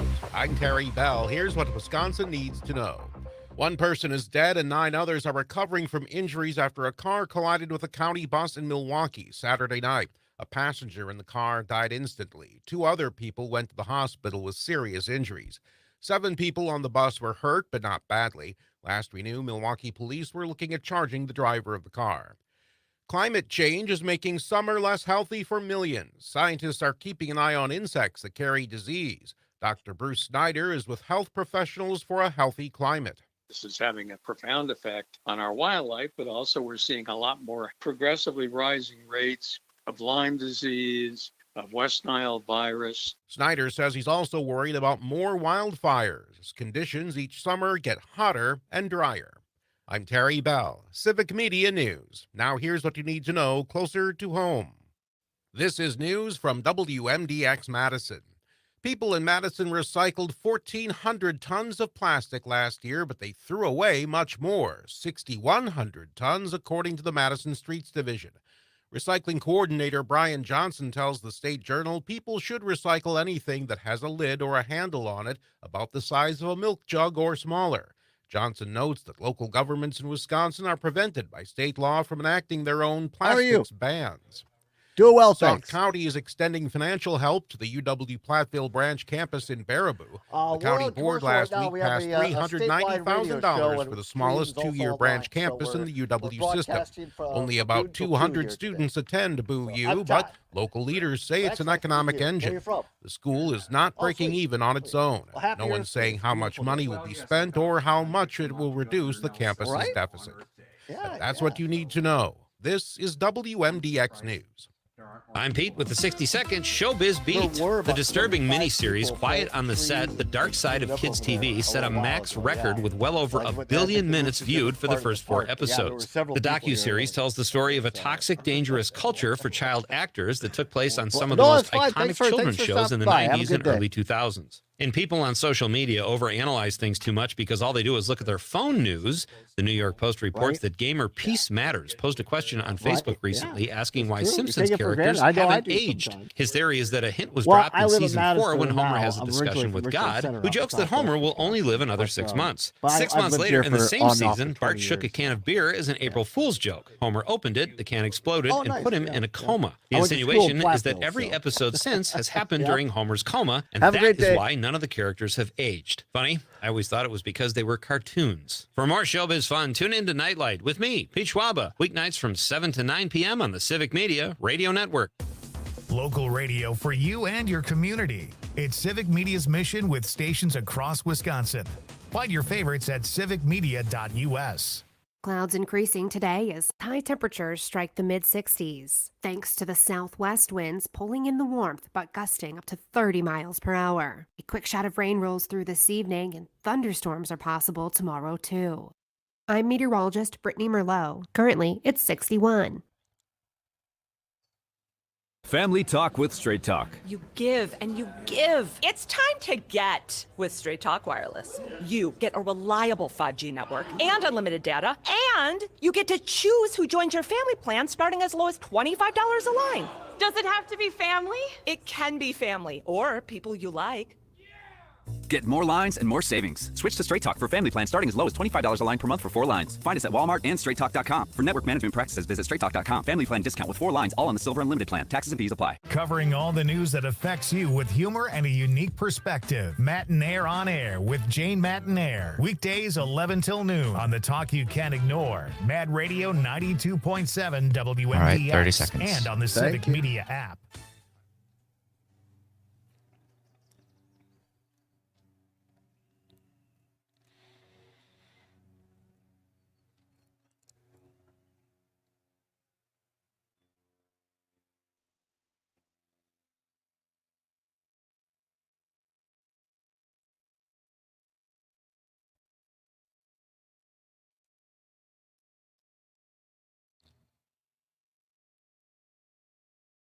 We're coming down to the ground. There's no better place to go.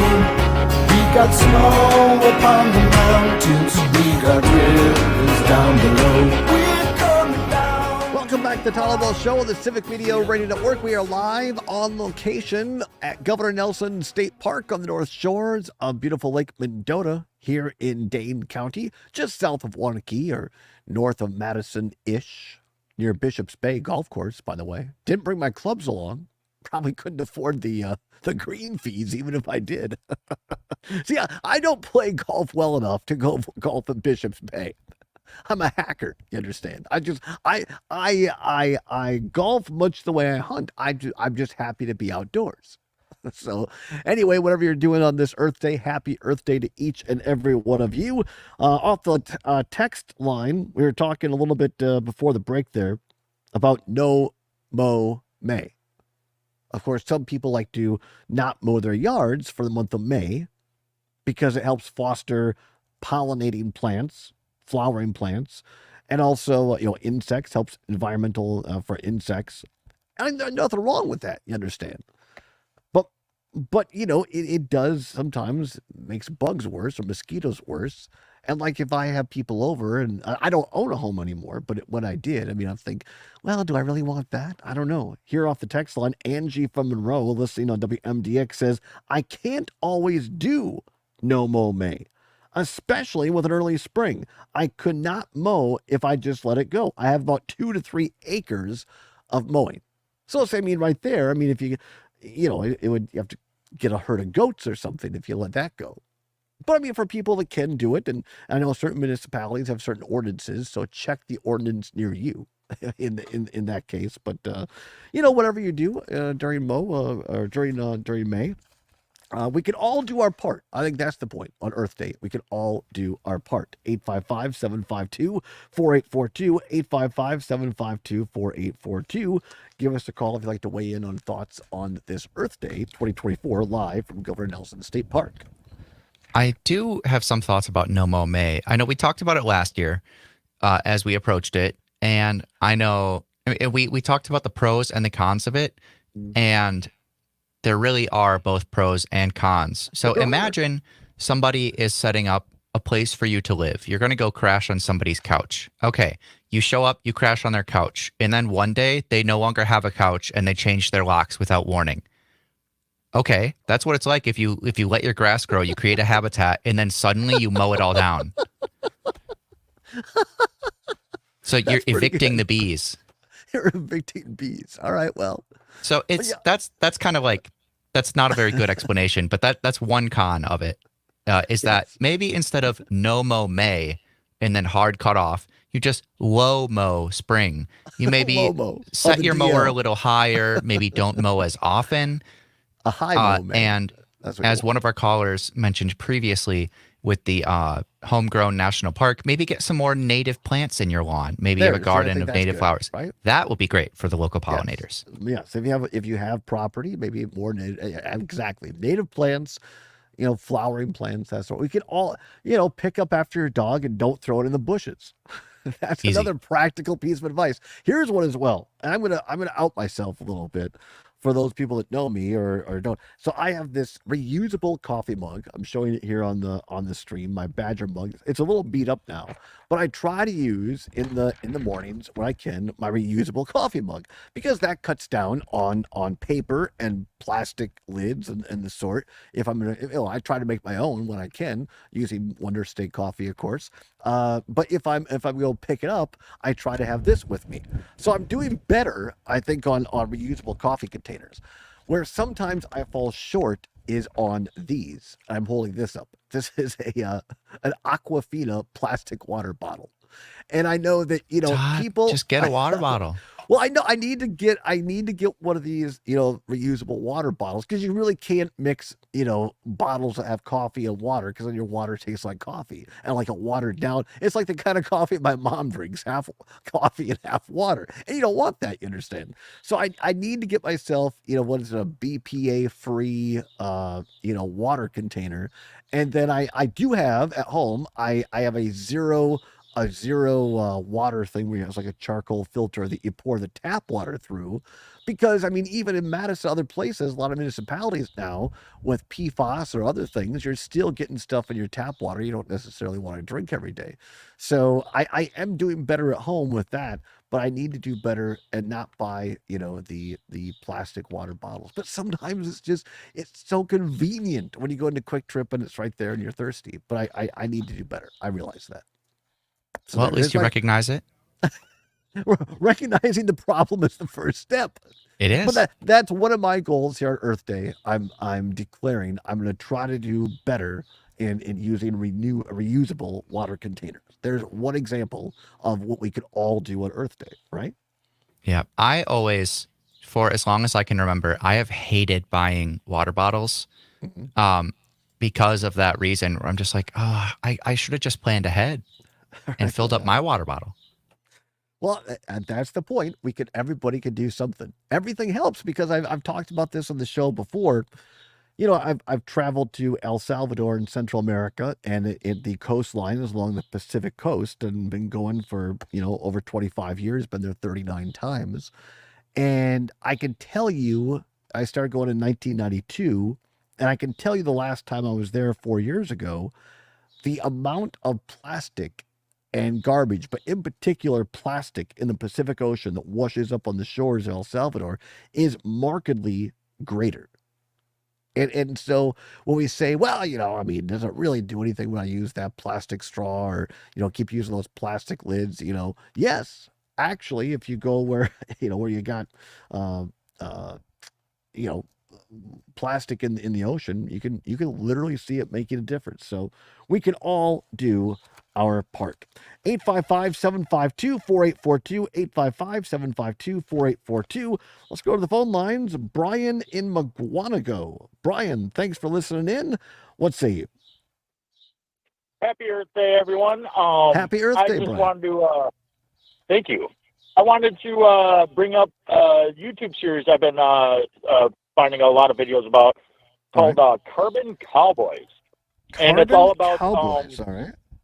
Yeah, and they're all about not letting it's mostly about like agriculture and farms and farming. Whether or not you have feed livestock or dairy livestock or what type of animals you have, that to not basically, I'm probably not going to do this justice, but in a rough idea of what they're about is, sectioning off your property and only allowing your livestock to graze on small areas at a time.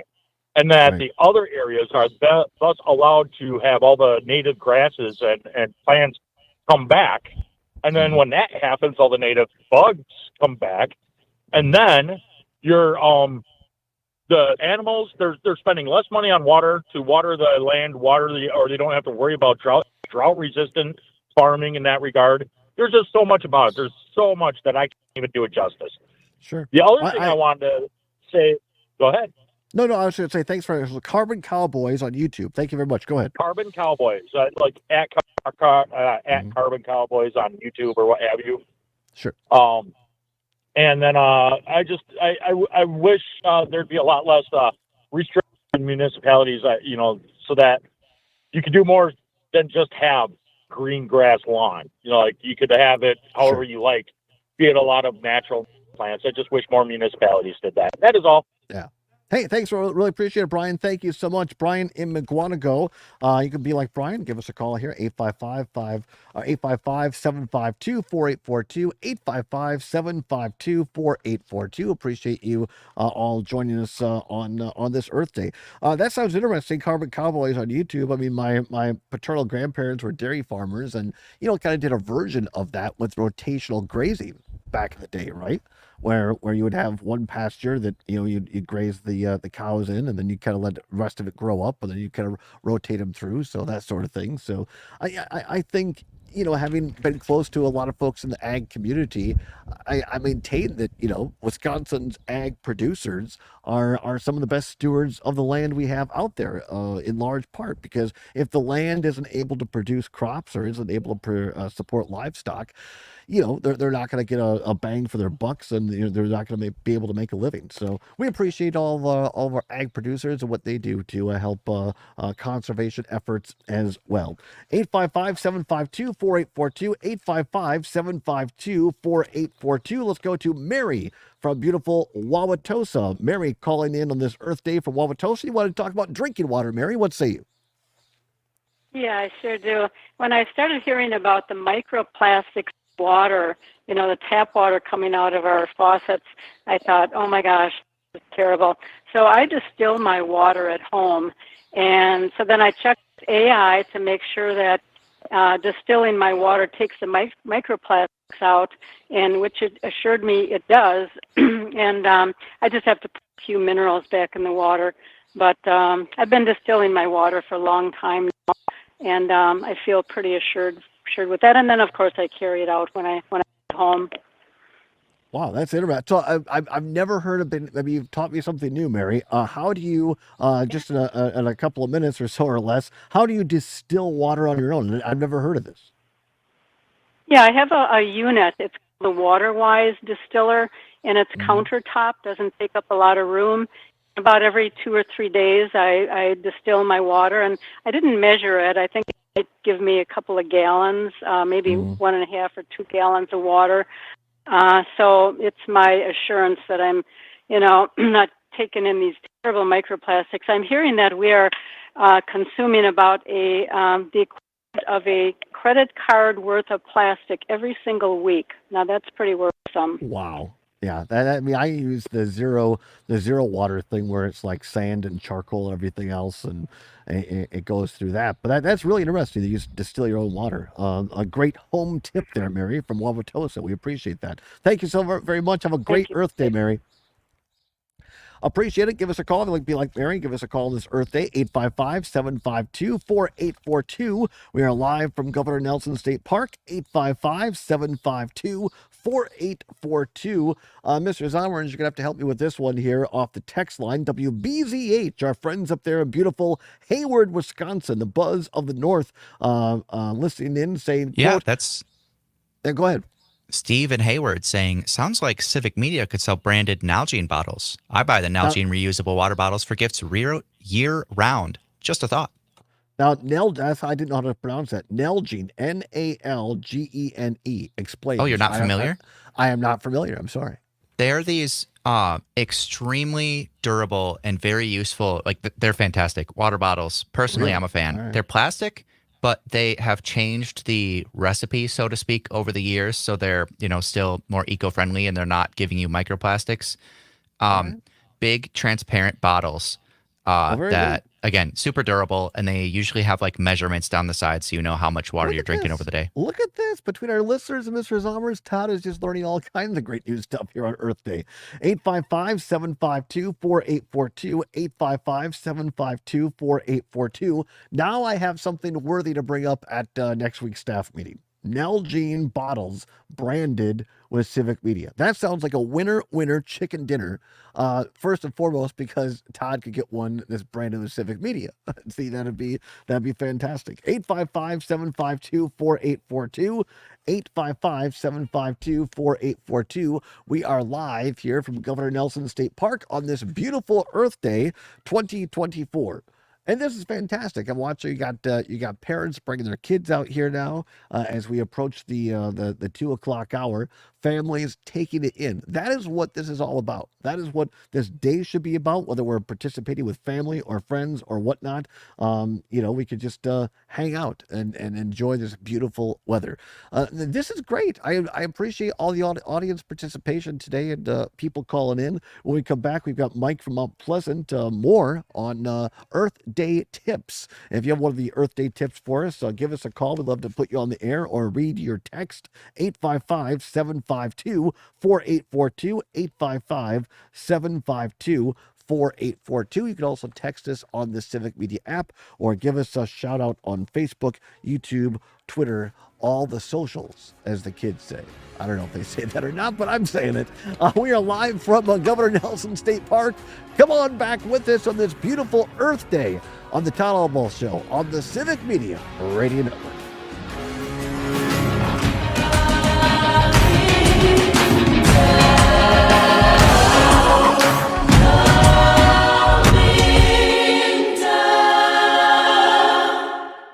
How are you guys doing? Good. No, you're fine. We're only got 10 minutes left. We're doing a little radio broadcast and stuff here for Earth Day. So you're fine. You enjoy yourselves.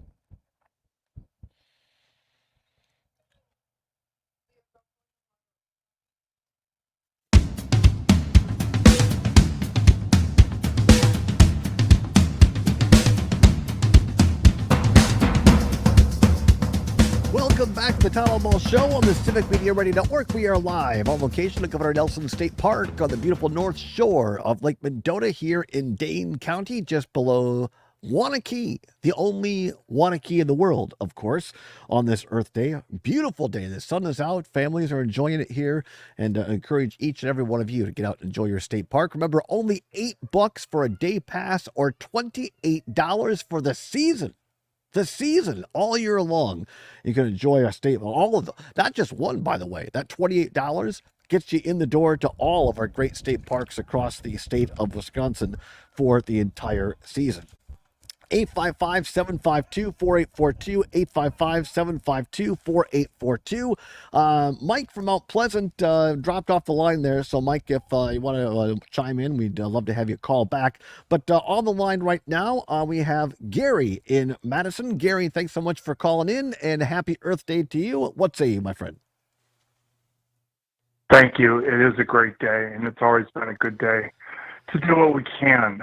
And, in fact, my resolve to assist with parks and making lake shores better and so on was strengthened to back a month before the first Earth Day, when a group of us students at UW Oshkosh were planning a sit-in, that is an educational event at Stout University to discuss planning for the first Earth Day. And we would have taken that home. Unfortunately, I was unable to go. Unfortunately, the group that I would have gone with traveled with environmental teacher Jacob. I'm sorry, I can't remember his name offhand, but he, one of my neighbors and friends went, and the kids and the teacher all died on the way back. And as a remembrance, on the following month, on the first Earth Day, I helped to clear up the first purchase of the lake or the river shore at UW Oshkosh, and I've been working on such parks projects ever since. So we can do this as a dedication to those who came before us and those who believed in it, as well as others who might enjoy it going forward. Yeah, I appreciate the call, Gary. I appreciate all the work that you do in the community and around the state as well. You make the point. We can all do something, right? And really appreciate everything you're doing. Thanks, Gary. Really appreciate the call. 855-752-4842, 855-752-4842. We are live at Governor Nelson State Park on this Earth Day. Perry from beautiful Oconto. Perry, thanks for calling in from Oconto. What say you? Hey, Todd. I got a couple of things here. One is, just want to chime in with the water bottle issue. Sure. I think I got this figured out after several years here. And I'll just tell you what I do. I use stainless steel. Nice thing is it's insulated. Lasts forever.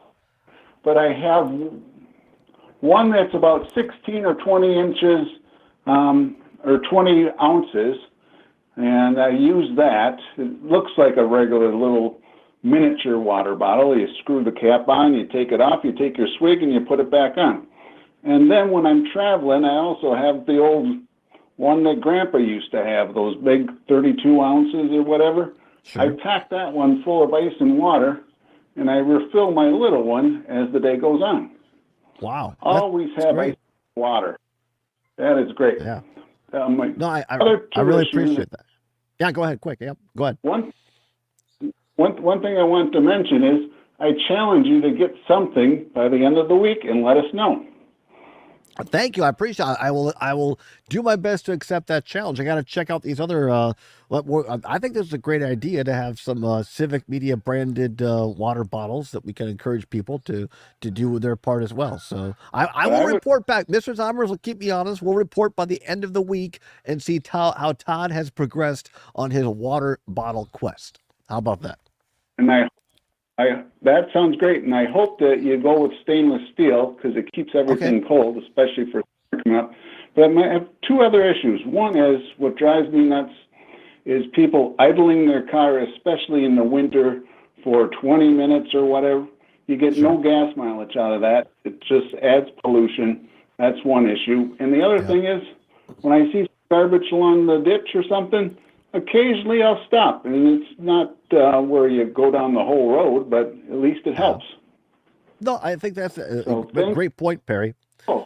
Hey, thanks a lot. Appreciate you calling in, listening up there in beautiful Oconto, Wisconsin. Really appreciate that. So, some really great calls today. Really great practical advice, and I think that this show today to me just shows that this is much more important to all of us across the state of Wisconsin, regardless of our political affiliation, than some people might lead us to believe. That somehow, people really don't, care about conservation or the environment. I think that's hogwash. I think that too often mainstream media assigns it, and we talk about it in terms of, quote unquote, environmentalism. And then you have people, of course, just like every other subject out there, there are extreme examples of certain things, and then it gets politicized. And I hope that today's show, if nothing else, makes you think and makes us all aware that smart conservation is part of Wisconsin's rich heritage and rich history. And then a guy like Gaylord Nelson, who started out as Matt Flynn reminded us, as a Republican, and ended up being one of the great Democratic lawmakers in the state of Wisconsin, or Tommy Thompson, a longtime Republican who saw the value of conservation and helped set land aside, like the Mississippi River roadways and also the lower Wisconsin River roadway and many other places in this state, that protecting our natural resources should not be a partisan thing. It should not be just one party or the other.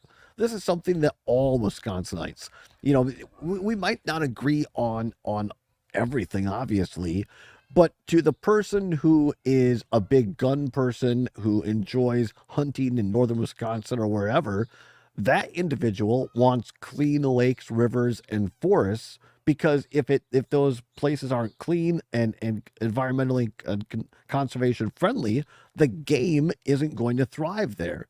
Same people that fish want good waterways for fish. Same people that hike, that enjoy birding, want good forests so that they can see birds and enjoy the natural resources. They might not be hunters, but they still enjoy those natural resources. That is something that Gaylord Nelson taught us, that, as we said at the top of this show, vote for people that respect our natural resources. And hats off to Gaylord Nelson and Tia Nelson and people like the other folks we had on today, of course, Matt Flynn, also Mike Ring, the park manager here at Governor Nelson State Park, and Zach Stencil, a great state archaeologist as well. Thank you, Tia Nelson. Thanks to all of you. Thanks to Mr. Zommers back in the studio. Stay tuned. Maggie Dawn continues our Earth Day coverage coming up next hour. We'll see you back in the studio tomorrow from Governor Nelson State Park. Get out there, make Earth Day every day, and keep banging your drum.